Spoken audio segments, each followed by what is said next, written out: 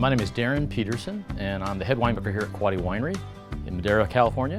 For us here at Quady, we are really well known for our dessert wines.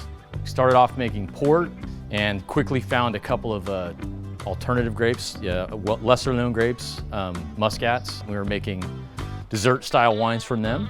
And out of that, we launched Electra, which is a Moscato style wine, which during the ferments of some of the other wines, we just found this lighter style that really found a home.